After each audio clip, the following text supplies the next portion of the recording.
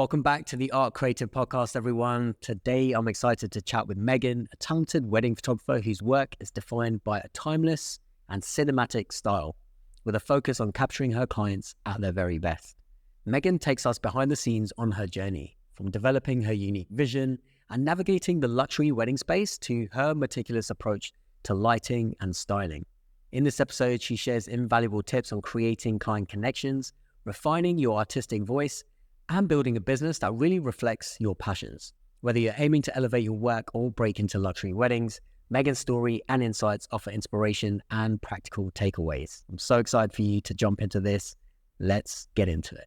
Welcome to the Arc Creative Podcast. It's so great to have you back. We did a YouTube interview a bit earlier, and I'm excited to have you back on the show. You're now a speaker at Arc coming up in November. And so I wanted to hop on and really just dive a little bit more into you, your style, your work.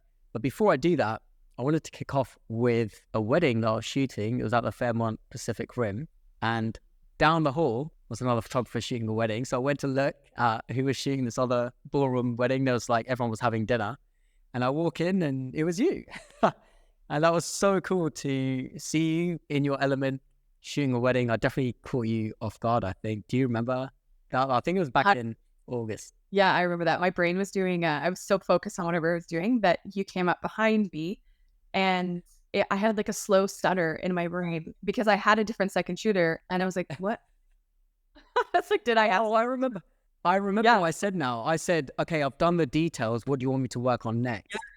All Yes. my gear and stuff like that, kind of out of context. Because we've shot together before. We just shot a wedding literally just a few weeks ago as well, which was awesome. And it's so great working with you. I love your style and how you approach a wedding day and just the energy that you bring and the focus that you have, which I really love. And I think that's probably a good place to kick off, actually. If you could describe your style, and then maybe I can share a little bit about what it was like working with you. Yeah, totally. And thank you for saying that. And also right back at you. I'd say I try to have style that is timeless. I want to create images that are going to be enjoyed 40 years from now, that they're still going to look back and be like, we love these. But I also want them to feel cinematic and to have some life in them and to feel fresh and modern. And so I feel like I'm trying to be on the line there where I'm balancing between the two. And then also I want to create images where my clients look at them and think to themselves, I look so good. I feel like we don't have enough photos of ourselves where we actually feel like somebody saw us and wanted us to look our best. And I want my clients, as much as I possibly can, to feel like that. Like, I look hot, or I was so happy, or that was such a real moment. So that's kind of my style. It's kind of how I approach it. Definitely. And I feel that in the way you shoot and the way you work, because you're so good at posing, directing, just watching you and the way you make little tweaks. I remember you just moved the groom's shoe or you asked him to like turn in his toe in a certain way and it shifted everything in his body weight and stuff. And it was such a minor tweak, but you're so intentional when you shoot. And I really love that. And then just seeing the expressions, I think you took, so it was outside the church for this wedding. And then you took some shots of the bride with her bridesmaids and then you were stoked with the images. And then I think you ended up like showing to them and they were pumped and just, they know that they're being photographed, but then to like see themselves in a certain way on the back of your camera and stuff afterwards, it was really cool to experience and see that as well. So yeah, I love watching you in your element, and we've probably shot about 3 weddings together now. And yeah, I'm looking forward to the next one. Yeah. Thanks for saying that. I appreciate it. I feel like every photographer has something where they really hone in on it. And I think posing my brain just ticks through it naturally. So it's interesting to hear other people say that, because for me, I can feel like it's like a little bit too much almost. I have to actually check myself while I'm doing it and being like, am I too nitpicky? But yeah, I hope it pays off. I feel like it does pay off, because when you see your work and the images that you share on your portfolio and on Instagram, and then when as an observer watching you actually create that in the moment with a couple, and then they're like getting exactly what they paid for, literally, they're just like, oh my gosh, like that's what I hoped I would see on my wedding day, and I'm already seeing it. And then they have all that confidence in you, and they just it almost felt like they wanted more of it. And that's so great, because they just like felt like they were really enjoying having their portraits taken. And then they had the best time. They were a wonderful couple, a super fun wedding, great energy, great crowd. But they were getting, you have a very unique style in the way you document and take your portraits. So it was cool to be a fly on the wall for parts of that. What's when you look back at your work and you see this body of work and where it is now, I know we're always thinking about, okay, this is what I want to create in the future. This is what I would do next time. But if you were to rewind it and go back to Meghan in 2014, so 10 years ago, you were shooting in 2014, right? 2014, 2015, close. Amazing. Okay. So when you were first starting out, what is one piece of advice that maybe you would share with that Meghan, knowing what you know now? It's kind of a twofold piece of advice, but they go hand in hand. The first thing I would say is trust your gut for the good or the bad. If your gut is telling you, this is something I want to pursue, this is something I want to do, if it's, your style or something you want to offer, trust your gut and run after it, even if you don't know exactly what the end result is going to look like. But also trust your gut if it's telling you not to do something, even if you really want to do it and your gut says don't or wait. That could be investing in a studio. That could be buying a piece of equipment that's super expensive, or sticking with equipment if you want and you want to change to like a different setup. If your gut says no, even if you want it, trust it that way too. Does that make sense? Yeah. So you're kind of trusting your intuition. There's desire. We have like a lot of like a vision of what ultimately we want, but your heart saying maybe not now, or your gut saying no, you should do this now, versus what is in front of you. Then is there an example that you could, just to paint the picture a bit more, is there something where you've listened to your gut recently and you made a move or didn't? Yeah, I think that just my style and the way that I approach and edit and how many black and white I include, I always wanted to do that, but I didn't see it. My gut was saying, do this. This is a thing, follow it.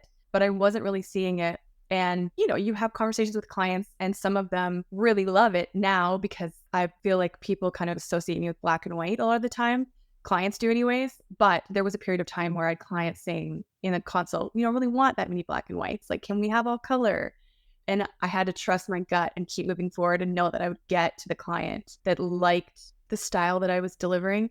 On that note, how many black and white images would you say you then deliver now in a typical gallery? Is there like a percentage that you could point to? Yeah, I would say at least 50% are black and white. I am starting to really love color more. I feel like I dialed my color edits. I'm starting to appreciate colors that I really wanted to stay away from before. But I do, black and white's part of my DNA. And so yes, it's 50-50, give or take. I love that. I would love to be in a position where, so this is just for a bit of my workflow. How I do it is I edit everything in color and I make sure that they all look good in color, except for there's certain things where you just know this is not a color image. It has to be a black and white. So those are definitely turned black and white straight away. But everything is pretty much in color with black and white. And then I go through everything again and then I pick like 15 or 20% that I know I would love to see in black and white. Like the color still really doesn't work. I tried to make it work, but it doesn't. And then I pick, and then it ends up like that. But I would love to get to a point, because I absolutely love black and white images, and I would love to get to a point where that is the case as well, where it's way more black and white. I don't know if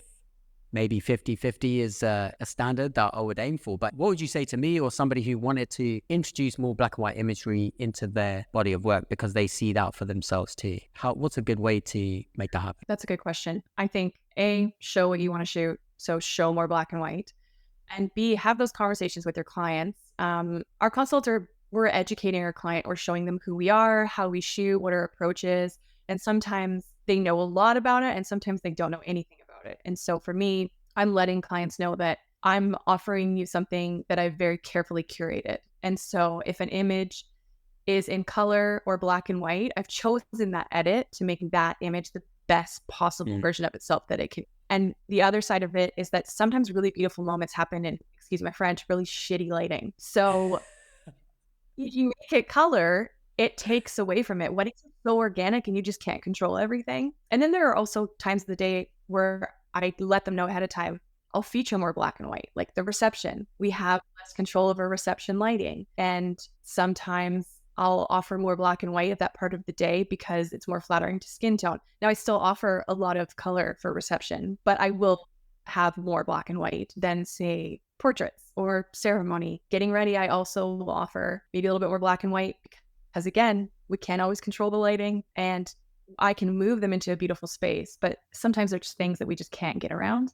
So I want the images to be the best possible version of themselves that they can be. Yeah, definitely. You want it to sing in the moment that it's in without having to worry about switching a light or changing things. And you're right, the best moments happen organically they can happen in the worst light, for sure. So I love that. Thanks for sharing that. Is there somebody in terms of black and white imagery that you've looked up to in the past, or photographers that you even look up to now that have a certain way about their images in black and white that you really love, or you're trying to work towards? Not really. I think I've always just I will see black and white images that I really appreciate. I find I'm starting to like a brighter black and white. I want more crisp whites, beautiful blacks. I tend to shy away from kind of like muddier black and whites. It's just my personal preference. I think it's more lasting. And I also am thinking of what it's going to print like. I think it's color that I look at other photographers and I'm like, wow, I would love to get there. I think that color is so beautiful. Like Krista Marie Parker, Danilo and Sharon.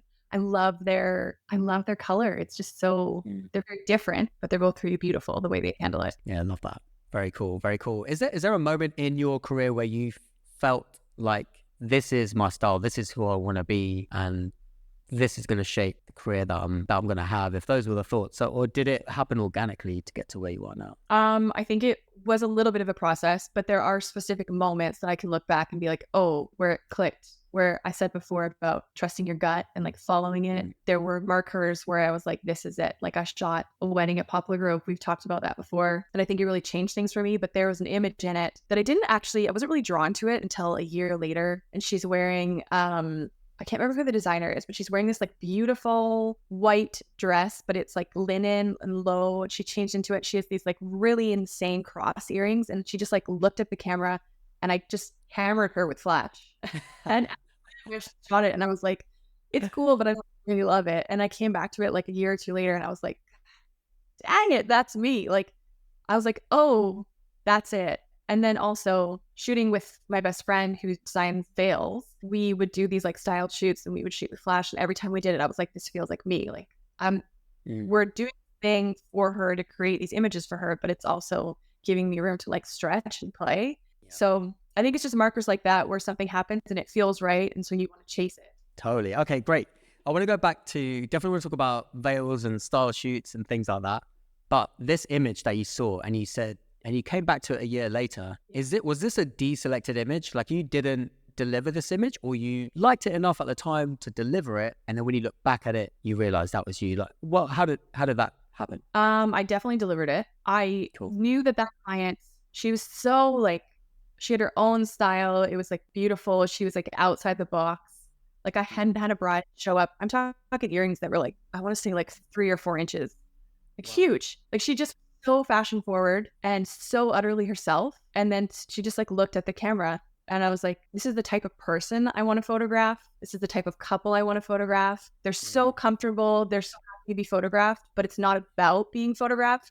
It's about them like enjoying this day with their friends and that little fashion element to it. Yeah, the photo really spoke to me because it also didn't feel super bridal to me, which I really liked. That's really cool. I don't know. That's really cool. I want to pull up that image now and just have a quick look at it. But that's awesome, man. And that's what it takes, eh? Sometimes it's just having an image that just kind of catches you off guard and makes you see yourself more and who you are in your style. So that journey from then on was you shaping your style and really creating who you are now. And how long would you say that process took where you realized that was the sort of client that you wanted, and now you're getting to that point where that is who you're booking? Yeah, I mean, I knew instantly when we were at the wedding that that's who I wanted to shoot. And again, it's always, for me, it's a journey. I'm learning to like trust, like I said, my gut.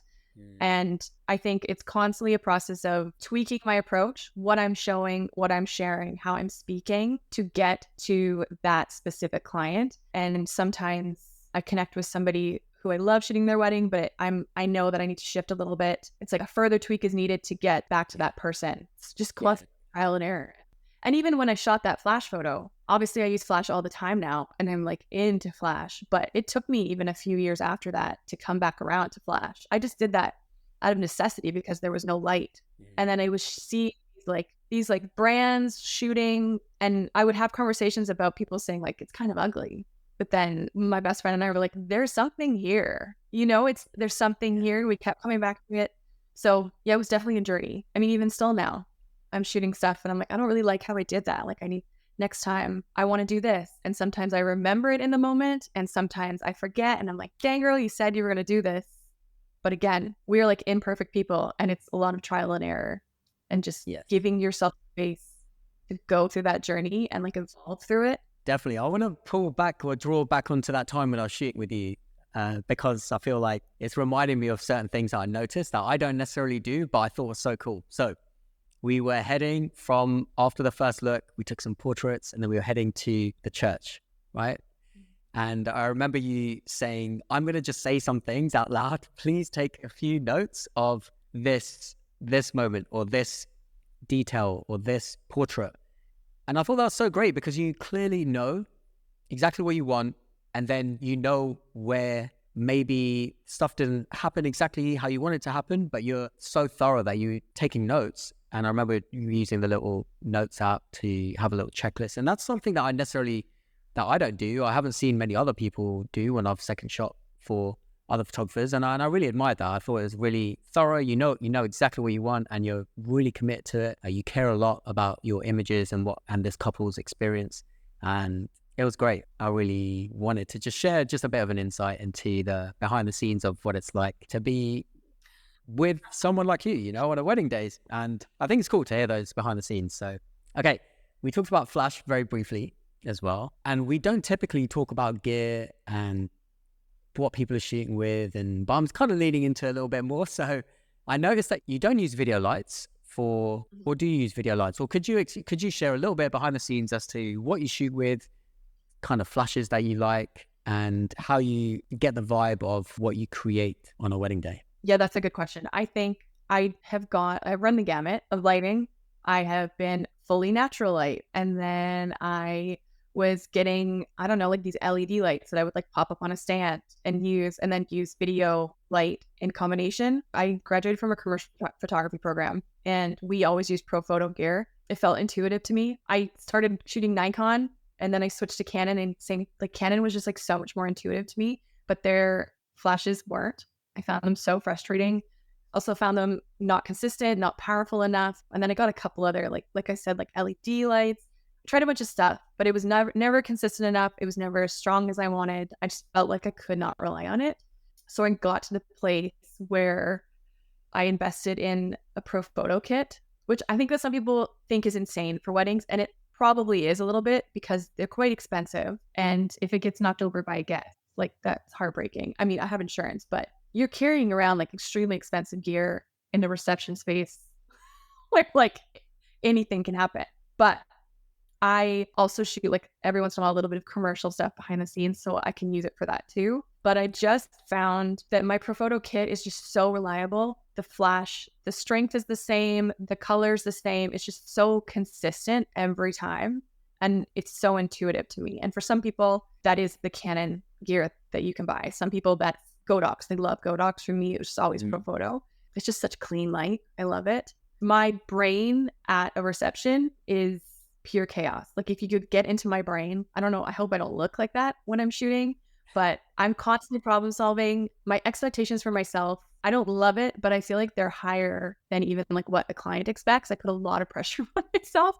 And reception light is still something where it's almost like choice overwhelm. There are so many things that I could do that I almost get overwhelmed in just the process of picking one and just running with it. And I think you probably saw this at the wedding we last shot. I made a decision, started shooting it, and was like, this is not going to work for me. And so then I brought flash, and I did use the video lights for that one because they were great, but it wasn't enough like for the type of lighting I wanted in an image and how crisp I want it to be, but still buttery. I don't mind grain, but it was just going to be too much. Not enough, I should say. Too much grain, not enough light. So I will make a decision and switch if I need to pretty quickly. But yeah, I just like having the lighting kit with me. I like knowing that I have it. I like knowing that I'm prepared. It's so annoying to haul around. But I mean, if I can throw up a light and sandbag it and I have total control versus relying on my environment or other people, I feel more comfortable with that. And I can deliver a more consistent end result. I love it. Because that really speaks to the standard and the quality that you're creating but also your understanding of light is really incredible. And that was awesome to see you shift and say that this way of light isn't really working, and I'm going to shift to this direction, because I feel like a lot of photographers who may not be as experienced or are still learning, they may rely on editing and say, I'll just figure it out in post, or AI will solve it potentially. Or they're just shooting in a way which isn't necessarily their style, and so they're not going to blog it or showcase those images. But when you get to a point where I feel you're at, where you know yourself so well and you understand light so well and you have the toolkit with you, then you can be in a position where you can make those decisions, make a change, and then run with it, which is awesome. So my question from that is, how did you get to the level that you're at now in terms of lighting, understanding light, really knowing it inside out? What were the steps to get to that place? Yeah, well, I went to school, which I'm not saying everybody has to do that. That's just what I did. But when I was at school, I don't feel like I absorbed it, but I wasn't actually paying attention to it, because in school, I could never get it to look the way that I wanted. We did a lot of product photography. It just never felt natural to me. And so it's funny that after the fact, I came back to creating my own light so often. The process is just trial and error. I don't actually ever feel like I still have a full understanding of light. Like, I look at other photographers and I'm like, how do they do that? You know what I mean? That's so beautiful. Can't figure out how to get there. I don't ever feel like I have it mastered. I think that a lot of it is muscle memory. I will shoot a wedding and I'll be kicking my own ass on the way home, thinking like, why did you do that? You're going to hate it when you get into post. And then I get into post and I'm like, oh, this works. But it's because I just trusted my muscle memory to set, and it's not muscle memory, brain, but to set it up and know that it's going to be okay. Does that make sense? Yeah. Yes. Yeah, totally. Yeah. And I don't always shoot the same way. Sometimes I do rely on natural light if the client has expressed they really want drama and low light and whatever. And sometimes it is a little bit different than others. But also, you had said people who wing it or rely on post or whatever. Everybody has moments where they have to do that. Like I said, weddings are organic. And so I think it's impossible to shoot a wedding and have it run perfectly the whole way through. And you have to be okay with sometimes using posts to bring it back a little bit. It's just the nature of it. It's organic. I control everything, and that's okay. One last workflow type of question on this is, how do you critique or review your images after you've shot a wedding? Are you culling immediately and dissecting and taking points to improve for next time? Or what does that look like in terms of reviewing your images and learning how to improve? Yeah. Initially, it's a horror show. Horror, HORROR. Let me just be clear about what I just said. I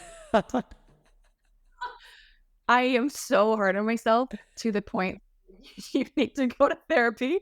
I think I will pull sneak peeks immediately, and then I do not look at it for weeks. My delivery time is 12 weeks. Well, it's approximately 12 weeks. Sometimes it's more, sometimes it's less, depending on my workload at the time. But I have to step away because I hate everything immediately. And then I'll come back and be like, oh, this is fine. You're fine. There's so much to choose from. This is you have so much to build a story with. In terms of critiquing, I am very hard, like I said, on myself. I am constantly pushing myself that I want to be better and I want to provide something better and more. At the same time, I am very stubborn about if I like an image, everybody else can kick rocks. I swing back and forth. When I was in school, we did portfolio reviews, and they were so good and sometimes very, very hard. I was always very cool at them about other people's work, and I wanted people to be equally as vocal about mine, even if I disagreed. It's kind of shitty to feedback, but it's also you don't grow otherwise. And so I think I have that in my head when I'm culling about what do I think, but also how are other people going to perceive this? How is the couple going to perceive this? How is this going to stand up the test of time? And again, if I see stuff and I didn't like the way that I shot it, it's in my head for next time, then I'm going to change it. So I'll be at a wedding day and sometimes I'll actively do something and go, nope, you did not like how this turned out last time. Switch it, take a breath, and let's try something different. And sometimes I have a game plan for it. And sometimes it's just me looking around being breathe and look around. And what is there that you can use? Yeah, that's really cool. I love to hear the kind of inner talk and the mindset as you process and review and critique your own images in the moment after. Great. That's really cool. What would you say distinguishes a great wedding photographer from a good wedding photographer? What are the traits? Honestly, I think it's a dedication to the basics. The boring stuff, client communication, planning, prep. I think that that's the foundation for like a really good photographer. It's easy to get focused on like our followers and I don't know, like all this other shit that doesn't actually matter. But like for me, it's the basics and the client, I guess the client experience is the other thing. You can shoot a wedding with like a shitty old camera, but if you didn't make your clients feel comfortable and taken care of and like they had a good experience, it's just not great for anybody. But I think if you communicated with them clearly, they felt like they could trust you, like you were the expert leading up to the day, and that on the day you really guide them and give them a good experience, that's going to take you so far. I think we just like lose the basics. You know, I just think we get so caught up in all the other shit that we have to do, myself included. Like I have parts of the year where like my email time is like criminal and I have to actually just be like, hello, like you need to come back and you need to like answer emails, make it a priority faster. Even if it's hard, you still have to do it, you know? So we all are going to screw up here and there, but I think the basics, come back to the basics and have them like locked in, and that gives you a foundation for everything else. Yeah, focus on the fundamentals and the foundational things, and then you have a good base to move on to other areas. But easy to forget, and definitely I'm don't know if I've mentioned this before, but I remember seeing a documentary on my football team, Arsenal. It was made in 2021, and you know, they're going for the championship, things like that. And this is a world-class team, and that won titles in the past. And in their changing room, as they walk out during training sessions, just on the wall in massive bold letters, and these are some of the best players in the world, it just says focus on the basics. And I love that. I love seeing that. It's just even at that level, when you're at the top of the game in terms of soccer, football, the thing that they decided to put on the wall was focus on the basics. Brilliant. Yeah. So I appreciate you sharing that, and great reminder for any photographer at any level. I want to talk about inspiration and go back to, we talked about styled shoots and your friend who has a veil company. How do you stay creative in this industry? And could you speak to that experience a little bit, if that was one of the ways that you stayed creative as a wedding photographer? Yeah, that's a good question. How do I stay creative? I think part of it is, definitely started out shooting with her.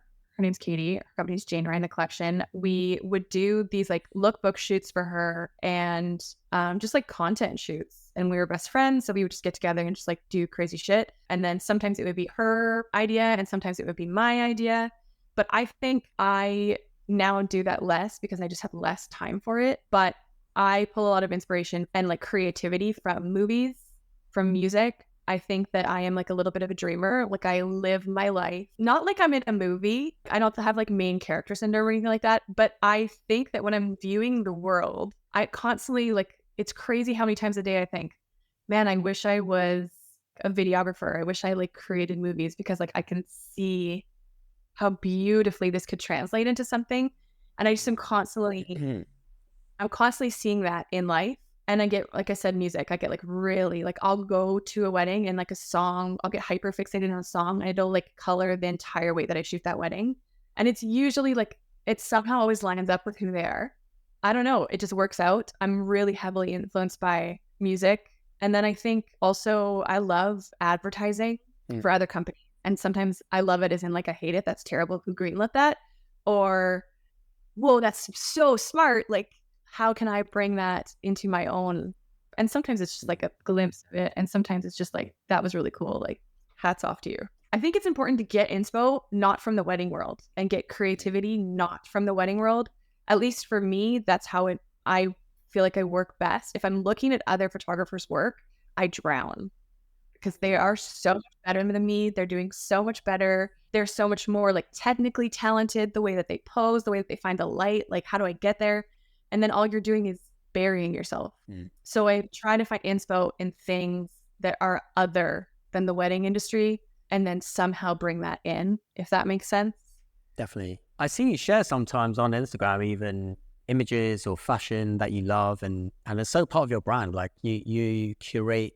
Could you speak to a little bit about how that works for you, or how you draw inspiration from that and bring it into your work? Yeah, I think I just I'll see stuff on my For You page or on the Explore page, and I'll see it and I have a reaction to it. And either I really like it or I hate it. And sometimes I'll follow stuff that I hate because I feel like art's really polarizing. I love fashion photography. I love that you can like tell a story. You know, a brand can tell a story in like such a really interesting way through styling that we would never see in real life. And I think I'm a nerd at heart. I said this before. I like wear Blundstones and jean 24/7, Lululemons, fleece jackets, but I love fashion and I love clients who are interested in that. And I think that, again, show what you want to shoot. I'm also extremely private. And so I think that when I share stuff that I found inspiring on my feed, it's a way for me to connect with clients without having to fully put myself out there for the better, for the worse. And, you know, like I just shared a picture of a cake and I had 50% of the people be like, that is so cool. And I had people message me and be like, that's hideous. Would ever eat that? And I love both reactions because I think weddings can also be art. They can be really polarizing and very personal. But yeah, if I see somebody who's creating and I like what they're doing, I'll follow them. As soon as I stop liking it or as soon as I stop having a reaction to it, I'll unfollow because it's no longer as bad as it sounds. I'm not connecting with it. It's not like serving me in any way. It's just a distraction. That's kind of how I do it. Same thing with like magazines and books. I just got a subscription to like a new magazine. It's actually right there, but it's like home decor and stuff. And like the way that they do their packaging is like incredible. It's called Cabana. If anybody wants to check it out, it comes from Italy. Anyways, it's from all over the place. Long story short, sharing it, I feel like is another way for me to connect with clients and also to speak to clients who speak my language. Very cool. Very cool. I love the way that you said that, you know, art is polarizing, weddings can be polarizing, and you're really clear on what you want to share and show. And I love that you even will unfollow people because it is a distraction ultimately.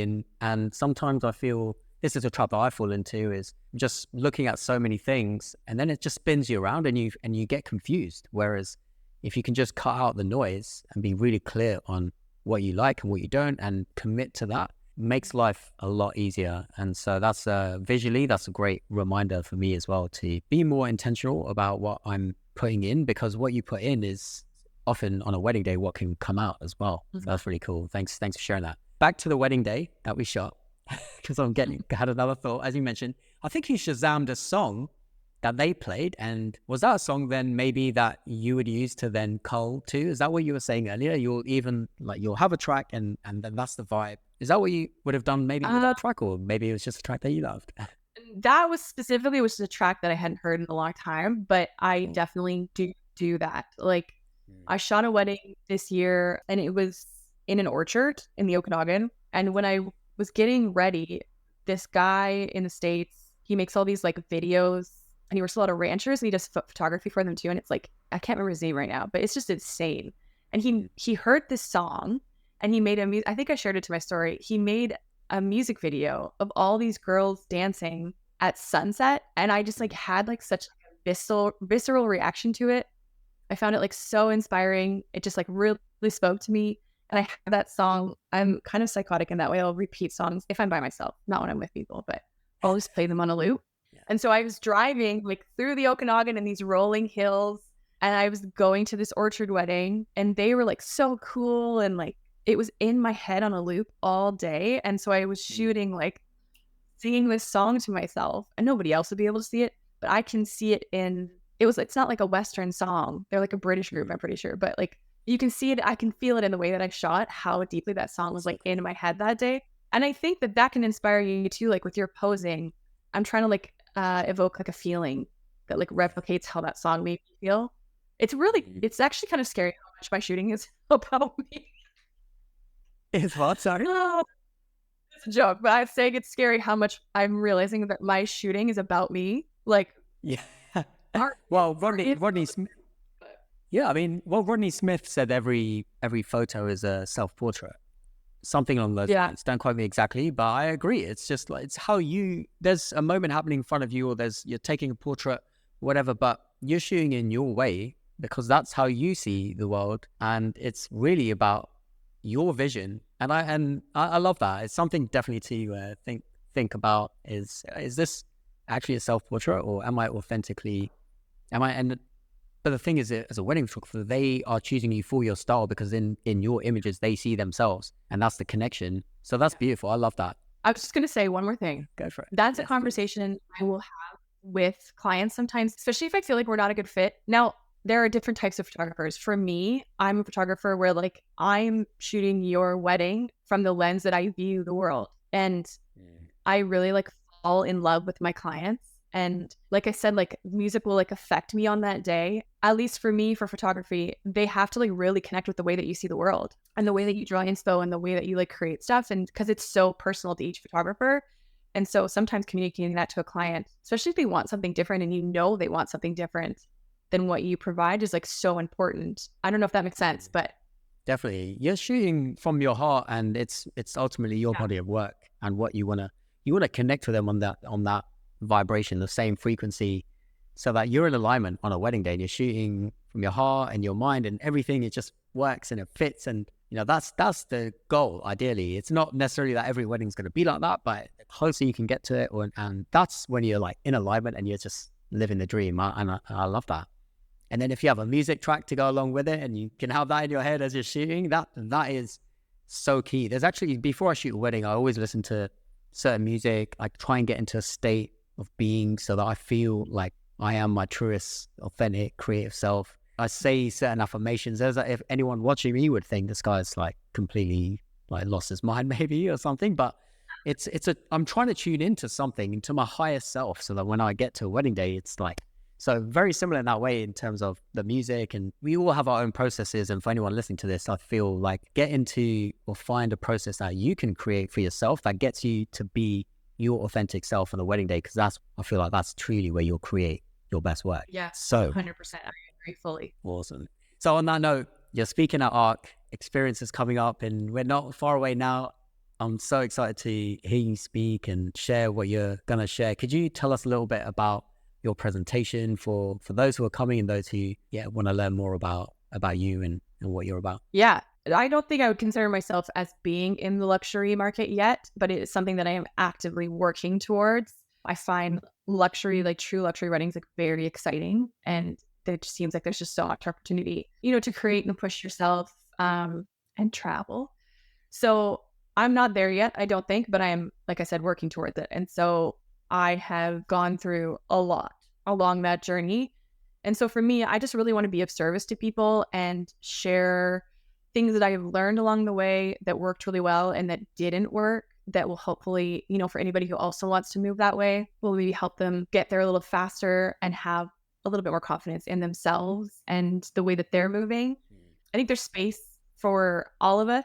And we are all naturally, I think, strong at certain things. And it's really different for everybody. Some people are really naturally good at like the business side. Some people are really naturally good at the creative side. And I think that to build like a lasting business that can move in the luxury space, you want to marry the two and really lean on the part that you're strong at and then learn how to build out the part that maybe doesn't come as naturally. And so I think just like sharing how I moved through the space and the decisions that I made and what was a failure and what was a success, and how people can like implement that, or like, I guess, learn from my mistakes or my successes and implement that into their own process. I'd love to talk about client experience, working with other vendors, curating your portfolio, maybe a little bit about a VIN, prepping for a wedding, and then like experimentation, because I think that's huge. Yes. I just want to be of service to people. So hopefully they find it helpful. I'm very excited to hear that. I know there's so much that is in your toolkit and so much that you can share. So I feel like it's going to be fantastic. I'm really looking forward to that. So your workshop is coming up at ARC. It's called Refresh and Elevate Your Website. Could you tell us a little bit about this workshop and what attendees can expect? Yeah. So my workshop, I really ruminated on what to do for a workshop for a long time. And I think what I chose is like a little bit surprising, and maybe people are like, why? But I obviously grew in this space and I built my own website every single time. I still do. I will outsource it in the next year or two. But that was just something to me that I thought, okay, I can take this on. I can do this. Also, when you're in the first 5 years, even the first like 6, 7 years, you change so much. And so you start with one version of yourself as a photographer, and 5, 6, 7 years down the road, you've gone through potentially like a change a year. So it wasn't realistic for me to outsource having a website built. I couldn't afford it because I was changing too quickly and I couldn't afford to have it redone every time I changed.